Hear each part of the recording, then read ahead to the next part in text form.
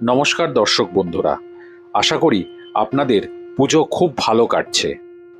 আজকে আপনাদের নিয়ে যাব কলকাতার থেকে মাত্র ২৫০ কিলোমিটার দূরে পুরুলিয়ার এক সুন্দর অফবিট ডেস্টিনেশন। জায়গাটার নামটা যেমন খুব সুন্দর, সেখানকার প্রকৃতিও ততোধিক সুন্দর। পুজোর পরে হাতে একটা বা দুটো দিন সময় থাকলে কলকাতা থেকে ট্রেনে মাত্র ৩.৫ ঘন্টার দূরত্বে ঘুরেই আসতে পারেন পুরুলিয়ার অফবিট ডেস্টিনেশন দুয়ারসিনি। এখানে আপনি শহরের দৈনন্দিন জীবনের সুখ স্বাচ্ছন্দ্য পাবেন না, কিন্তু যেটা পাবেন চারিদিকে সবুজ প্রকৃতি, ঘন অরণ্য, তার মধ্যে একটা বা দুটো দিন নিজেকে নতুন করে খুঁজে পাওয়া। তাহলে চলুন শুরু করা যাক আজকের গল্প পুরুলিয়া শহর থেকে ৭৫ কিলোমিটার দূরে বান্দোয়ান শহরের কাছে পুরুলিয়ার অফবিট ডেস্টিনেশন দুয়ারসিনি। পৌঁছে গেছি হাওড়া স্টেশনের নিউ কমপ্লেক্সে। ১৯ নম্বর প্ল্যাটফর্ম থেকে আজকে আমাদের ট্রেন হাওড়া বারবিল জনশতাব্দী এক্সপ্রেস। আমরা নামবো ঘাটশিলাতে। আমাদের বুকিং এবার আছে সেকেন্ড সিটিংয়ে D5-এ। আজকের ডেট 14ই সেপ্টেম্বর, কিন্তু যেদিন আপনার ভিডিওটা দেখছেন সেদিন সম্ভবত দুর্গা সপ্তমী বা দুর্গা অষ্টমী। সকলের পুজো খুব ভালো কাটুক সেই আশাই করি, এবং চলুন আমাদের যাত্রা শুরু করা যায়। এখান থেকে ঘাটশিলা 212-214 কিলোমিটার ডিস্টেন্স। মাঝখানে দুটো স্টপেজ, খড়গপুর এবং ঝাড়গ্রাম। খড়গপুরে পৌঁছলো ঠিক সকাল ৮টা ৫-১০ মিনিট মতো লেট, আবার ছেড়েও দিল এখান থেকে। একটা কথা বলি, এই ট্রেনটা অনেক সকালে, এর পরপর কিন্তু প্রচুর ট্রেন আছে। এরপরেই ঠিক ৬টা ২০-তে ছাড়লো তো হাওড়া, এরপরেই আছে ইস্পাত এক্সপ্রেস, যদিও সেটা চলে হচ্ছে মঙ্গল, বৃহস্পতি আর রবিবার বোধহয় খুব সম্ভবত।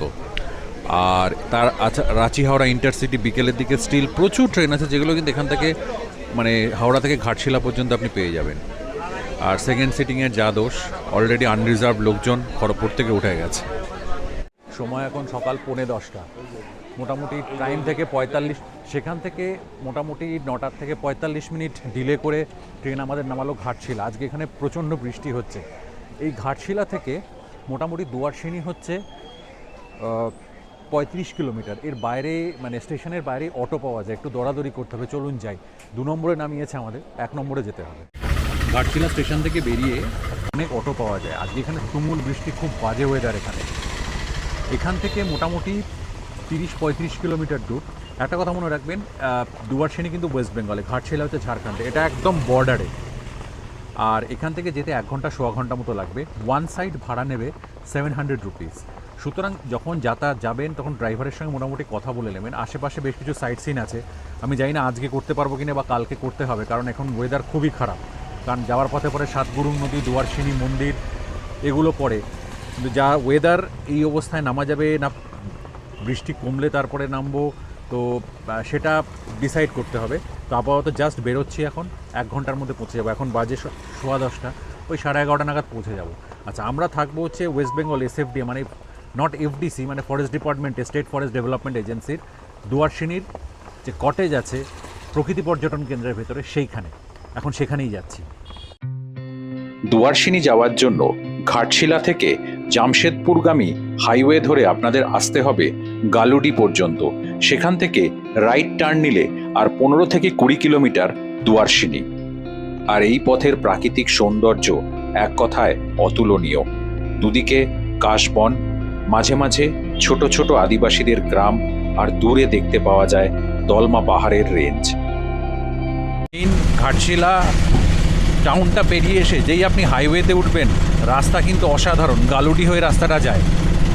যদি আমি গুগল ম্যাপে দেখলাম যে ডিস্টেন্সটা মাত্র 25 কিলোমিটার, তবে ড্রাইভার সাহেব বলছেন 35 কিলোমিটার, 45 মিনিটস থেকে 1 ঘন্টা মতো লাগবে। আসলে আজকে এত বৃষ্টি, বাইরের দিকে আমি ক্যামেরাও বেশিক্ষণ লাগাতে পারছি না, কারণ সমস্ত লেন্স ফেন্স সব ভিজে যাচ্ছে। তবে রাস্তা কিন্তু অসাধারণ। উল্টো দিকে দুদিকে জঙ্গল, আর দূরে দলমা পাহাড়ের রেঞ্জটা দেখা যাচ্ছে। প্রকৃতি কিন্তু একদম উজাড় করে দিয়েছে আজকে। বৃষ্টি থাকলে পরেও প্রকৃতিকে আরও সবুজ লাগছে। এখন যেখানে দাঁড়িয়ে আছি, এই যে পেছনে আমার নদীটা দেখতে পাচ্ছেন, এই নদীটার নাম সাতগুরুং নদী। দুয়ারসিনির এটা ওয়ান অফ দ্য সিগনেচার। এই নদীটা কিন্তু দুয়ারসিনি ঢোকার মুখেই পড়বে একদম। এই যে বৃষ্টি হচ্ছে গতকাল রাত্রির থেকে, এর জন্য দুয়ারসিনী নদীতে কি ভয়ানক কারেন্ট ভাবতে পারবেন না। আমি ক্যামেরাটা আপনাদের উল্টো করে দেখাচ্ছি, দেখুন একবার কি ভয়ঙ্কর কারেন্ট দুয়ারসিনী নদীতে। এই দেখুন, আমি জুম করে দেখানোর চেষ্টা করছি, তারা আরও বুঝতে পারবেন যে কি মারাত্মক স্পিড। অথচ বৃষ্টি না হলে পরে এই নদীতে কোনো জল পর্যন্ত থাকে না, একটুও জল থাকে না এই নদীতে।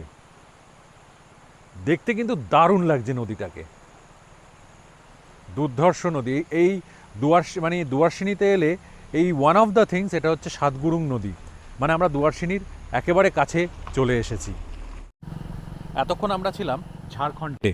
আমার পেছনে যে বোর্ডটা দেখতে পাচ্ছেন, এটা হলো ঝাড়খণ্ড আর পশ্চিমবঙ্গের বর্ডার। কারণ দুয়ারসিনী হচ্ছে কিন্তু পশ্চিমবঙ্গেতে, দুয়ারসিনী কিন্তু ঝাড়খণ্ডে নয়, ঠিক আছে। এই পেছনে যে আছে ওই যে ওয়েলকাম টু ওয়েস্ট বেঙ্গল, পশ্চিমবঙ্গে আপনাকে স্বাগত, এটাই হচ্ছে সেই বর্ডার। এইখান থেকে সামনেই জাস্ট একদম বর্ডার দিয়ে ক্রস করলে সামনেই হচ্ছে দুয়ারসিনী।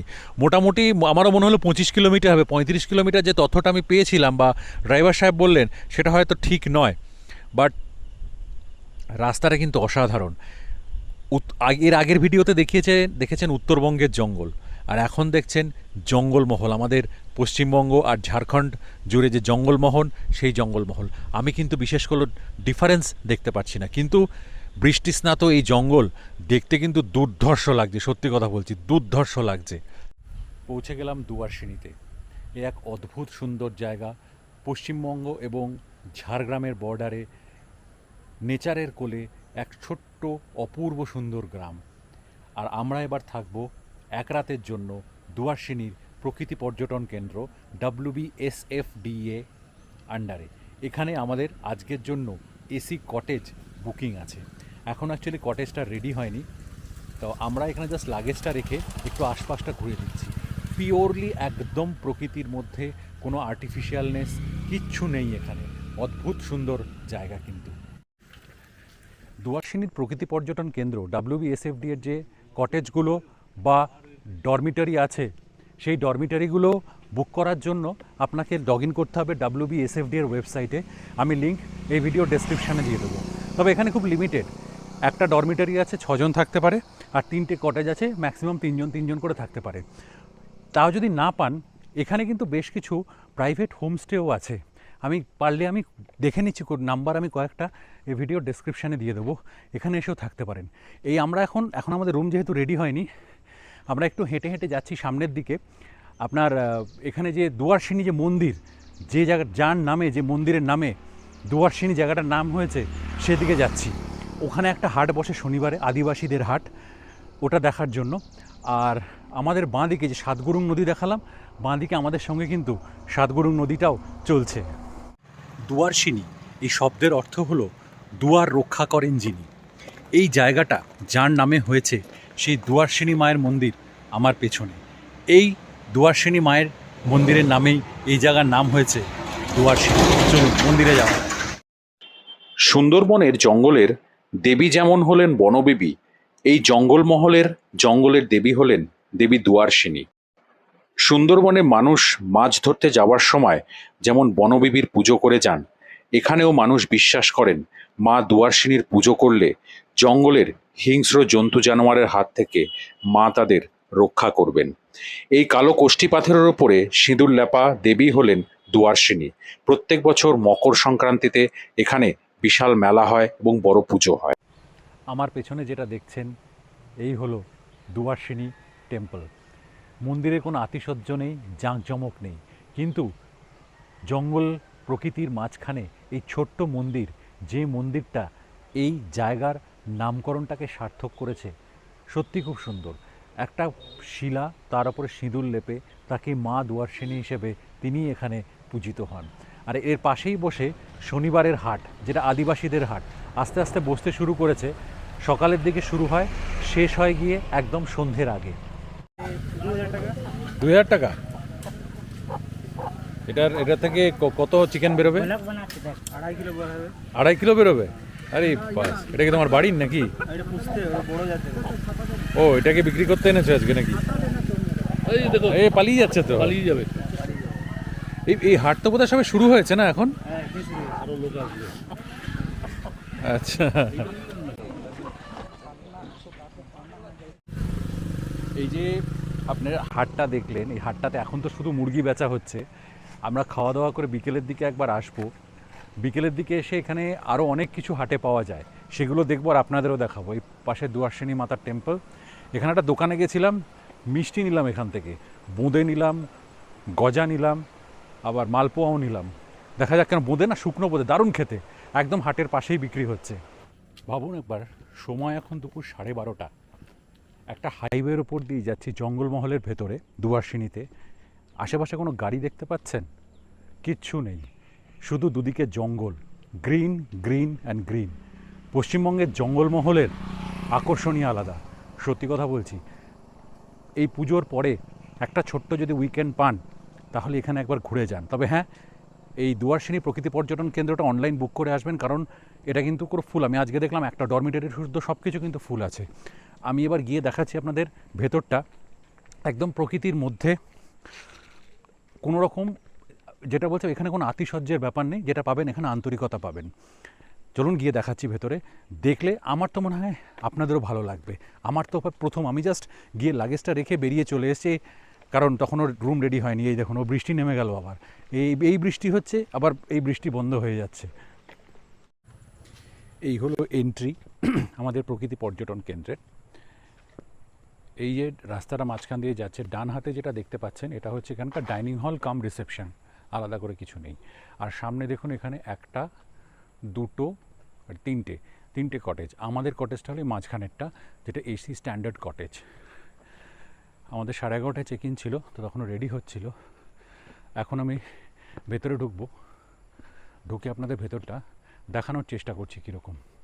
কিন্তু পরিবেশটা কিন্তু একদম নিরিবিলি শান্ত। এদিকটা দেখুন ভালো করে, কিচ্ছু নেই, পুরো জঙ্গলের মধ্যে, পেছনেও জঙ্গল, সামনেও জঙ্গল, সামনে শুধু রাস্তা। আর এই হলো আমাদের কটেজ। এই হলো আমাদের কটেজের বাইরেটা। এই আমি উঠছি কটেজের ভেতরে, ঢোকার চেষ্টা করছি। আশা করি এতক্ষণে রেডি হয়ে গেছে কটেজ। দরজা খুললে এখান দিয়ে ঢোকা যাবে। ঢুকলাম, মনে হয় এখনও কারেন্ট আসেনি। এখানে একটা বিরাট বড় বেড, এখানে একটা ছোট্ট বসার জায়গা, এইখানে সোফায় আমাদের লাগেজ, এখানে একটা ছোট্ট আলনা, আর এই হলো একটা বড় আয়না, একদম বেসিক সেট আপ। আর এপাশে হলো ওয়াশরুম। ওয়াশরুমটা বেশ বড়, এখানে কিছুই দেখা যাচ্ছে না কারণ কারেন্ট নেই সেই জন্য। আদারওয়াইজ এমনি সেট আপটা বড়, গিজার ফিজার সমস্ত কিছু ফিটেড, আর এখানে ফ্যানও আছে, এসিও ফিটেড। এখানকার রান্নাঘরটা হলো ওপেন কিচেন, আর সমস্ত রান্না করা হয় কাঠের জালে। তার জন্য রান্নার টেস্টও ছিল অসাধারণ। সেদিন দুপুরে ছিল ডিম ভাত, আর রাত্রিবেলা দেশি চিকেনের ঝোল দিয়ে রুটি। আর টেস্ট নিয়ে কোনো কথা হবে না। সমস্যা যেটা হয়েছিল, ভারী বর্ষণের জন্য সেদিন সারা রাত কটেজে কারেন্ট ছিল না, আর এত বৃষ্টি হয়েছিল যে সারা দিন সারা বিকেল আমরা কটেজেই বসেছিলাম। সময় এখন সন্ধ্যে 7টা। আসলে আজকে আসার পরে যেটা আপনাদের বলেছিলাম, এখানে পাওয়ার ছিল না, প্লাস পাওয়ার ব্যাকআপটাও কাজ করছিল না। এই জিনিসটা কিন্তু এখানে মাথায় রাখবেন, এটা কিন্তু যে কোনো সময় হতে পারে, কারণ পুরো জঙ্গলের মাঝখানে এটা, এখানে কোনো নেটওয়ার্ক কাজ করে না। যাকে সে পাওয়ার না থাকার কারণে, আর অসম্ভব বৃষ্টি হচ্ছে আজকে, তো দুপুরবেলা একটু শুয়ে পড়েছিলাম। আর যখন ঘুম ভাঙলো তখন দেখি 4টে বাজে, তখনও কারেন্ট আসেনি। তার কিছুক্ষণ বাদে, আর বৃষ্টিও সেরকম হচ্ছে, তাই বিকেলের হাটটায় আর যেতে পারিনি। কিছুক্ষণ বাদে একটা এক্সট্রা জেনারেটর নিয়ে আসা হলো। সেই জেনারেটর এনে এখন জাস্ট আধ ঘন্টা আগে কারেন্ট এসছে। এসি চালানো যাচ্ছে না, জাস্ট ডিভাইসেসগুলো চার্জ করতে পারছি, ফ্যান চলছে আর লাইট চলছে। সুতরাং আজকের এই হাটটা এবার আর দুর্ভাগ্যবশত দেখানো গেল না। দুপুরে খাওয়া দাওয়া ছিল ডাল ভাত, ডিম কষা, সবজি, দুটো জিনিস। একটা আপনাদের যেটা দেখালাম, যেখানে কিন্তু কাঠের জালে রান্না হচ্ছে, সুতরাং টেস্টটা সম্পূর্ণ আলাদা। আর যে আমরা মশলা বাটি না, যেগুলো আমরা মিক্সিতে বাটি, এখানে দেখলাম এখনও কিন্তু সেই বাটা মশলার রেওয়াজ আছে, সুতরাং তার টেস্টটা কিন্তু দারুণ এসেছিল। রাত্রে আছে দেশি মুরগি আর রুটি। এই জাস্ট এখনও কষাচ্ছে, এখন জাস্ট রান্না শুরু করেছে লাইট আসার পরে। মোটামুটি 9টা সাড়ে 9টার মধ্যে খাওয়া দাওয়া আমাদের হয়তো হয়ে যাবে। কালকে সকালে বেরিয়ে দেখবো আর কিছু দেখা যায় নাকি, যদিও কালকে আমাদের ফিরে যাওয়ার দিন। যেটা হলো এবারে দেখুন জায়গাটা কিন্তু অসম্ভব সুন্দর, কিন্তু এই কিছু কিছু জিনিসের একটা প্রবলেম আছে। পাওয়ার কাটের সমস্যা, এখানে কোনো লাক্সারিয়াস কিছু পাবে না, এখানে মশার উপদ্রব আছে, যদিও আমাদের গুড নাইট লিকুইডিটা দিয়ে গেছে। এই সমস্যাগুলো কিন্তু আছে, কিন্তু আদারওয়াইজ এগুলোকে যদি নজরান্দাজ করা যায় তাহলে কিন্তু এই জায়গাটা কিন্তু প্রকৃতির মধ্যে বেসিক ফেসিলিটিস নিয়ে থাকার জন্য দুর্ধর্ষ জায়গার একটা উইকেন্ডের জন্য। দেখি খাওয়ার টেবিল আবার দেখা হচ্ছে। বৃষ্টি থামার কোনো নাম নেই। কাল সারা রাত জেনারেটার চলেছে, জেনারেটারের সেই পাখা চলেছে, এসি তো চলেনি, কিন্তু ওয়েদার যেহেতু শান্ত ছিল রাত্রে কোনো অসুবিধা হয়নি। কিন্তু দেখুন তুমুল বৃষ্টি পড়েই যাচ্ছে, সমানে বৃষ্টি পড়ে যাচ্ছে। আজকে সকালে ভেবেছিলাম বেরোবো, কিন্তু এই বৃষ্টিতে বেরোবো কোথায়? মানে এখন যে অবস্থায় সাতগুরুং নদী ওভারফ্লো করে যদি রাস্তা বন্ধ হয়ে যায় তাহলে আমরা ফিরতে পারবো না। আজকে আমাদের ফেরার ট্রেন দুপুর 3:45 ইস্পাত এক্সপ্রেস ঘাটশিলা থেকে। 11টার সময় যে অটোটা করে আমরা গতকাল এসেছিলাম সেই অটোতেই আমাদের ফিরে যাওয়ার কথা। দেখি ভদ্রলোক আসতে পারেন নাকি, না হলে অন্য ব্যবস্থা করতে হবে। গতকাল রাত্রে দেশি চিকেনটা না বাড়িয়েছিল না, তা দুর্দান্ত করেছিল। যারা নন ভেজিটেরিয়ান এবং দেশি চিকেন খেতে পছন্দ করেন এখানে এসে দেশি মোরগের মাংস কিন্তু অবশ্যই ট্রাই করবেন। মানে দেশি মোরগের মাংস সঙ্গে ভাত বা রুটি বোধ হয় 280 টাকা করে না, সেটা এক্স্যাক্টলি আমি দেখে বলবো। এবারের ট্রিপটা একটা মিক্সড এক্সপিরিয়েন্স বলতে জঙ্গলে থাকলে কীরকম লাগে তার একটা পিওর, মানে জঙ্গলের জীবনযাত্রা কীরকম হতে পারে, কতটা স্ট্রাগলিং তার একটা মধ্যে গ্লিমস পেলাম। কারেন্ট নেই, বেসিক রিসোর্স নেই, মানে খাওয়া দাওয়া হবে কি হবে না তার ঠিক নেই। এই মানে অ্যাকচুয়াল মানে অভিজ্ঞতাটা পাওয়া গেল। As a traveller, as a blogger এই অভিজ্ঞতা অর্জন করা কিন্তু ভীষণ ইম্পর্টেন্ট। এবং এটা শুধু ট্রাভেলার বা ব্লগার বলে নয়, আমাদের সবার জন্য। তবে এখানকার প্রকৃতি আর বর্ষায়, মানে ভারী বর্ষায় জঙ্গল, তার রূপ যে কি আমার ক্যামেরা, মানে পৃথিবীর কোনো ক্যামেরা জাস্টিফাই করতে পারবে না। কিন্তু আপনাকে একবার আসতে হবে। দুয়ারসিনীর প্রকৃতি পর্যটন কেন্দ্র বুকিংয়ের ওয়েবসাইট ডিটেলস আমি এই ভিডিওর ডেসক্রিপশানে দিয়ে রাখলাম। এই কটেজগুলোর ভাড়া দিন প্রতি 2240 টাকা ইনক্লুডিং জিএসটি। এর মধ্যে কোনো রকম খাবার কিন্তু ইনক্লুডেড থাকে না। আমাদের লাঞ্চ, ব্রেকফাস্ট এবং ডিনার দুজনের জন্য পড়েছিল 1312 টাকা মতো। সেদিন ব্রেকফাস্ট করে আমরা রওনা দিই ঘাটশিলার পথে আমাদের ফিরতি ট্রেন ধরার জন্য। ফেরার সময় সাতগুরুং নদীর রূপ ছিল আরও ভয়ঙ্কর, কিন্তু তার মধ্যেও অটো ড্রাইভার দাদা আমাদের পিক আপ করতে এসেছিলেন। তার কন্ট্যাক্ট ডিটেলস এই ভিডিওর ডেসক্রিপশানে দিয়ে রাখলাম। গতকাল আসার সময় সাতগুরুং নদী দেখিয়েছিলাম, মনে আছে? এখন দেখুন পুরো সাতগুরুং নদীর ওপরে, ব্রিজের ওপরে জল চলে এসছে। আমাদের অটোওয়ালা এখন কন্টেমপ্লেট করছে যাবে কি যাবে না, কিন্তু যাওয়া যাচ্ছে। ওদিকেও একটা অটো আছে, যদি ও আসতে পারে আমরাও যেতে পারবো। মানে অন্যরকম এক্সপিরিয়েন্স হলো। কিন্তু দেখুন ছাতা নিয়ে দাঁড়িয়ে ব্লগিং করছি এবারে। সেদিন আমরা নির্বিঘ্নেই পৌঁছে যাই ঘাটশিলা স্টেশন। আমাদের ট্রেন ডাউন ইস্পাত এক্সপ্রেস 1 ঘন্টারও বেশি লেট ছিল। ঘাটশিলা এবং দুয়ারসিনী এবার আমাদের বৃষ্টি দিয়েই স্বাগত জানায় এবং বৃষ্টি নিয়েই বিদায় দেয়। আজকের গল্প এখানেই শেষ করছি। সবার পুজো খুব ভালো কাটুক, ভালো থাকবেন, সুস্থ থাকবেন। নতুন ভিডিও সিরিজ নিয়ে খুব শিগগিরই দেখা হবে।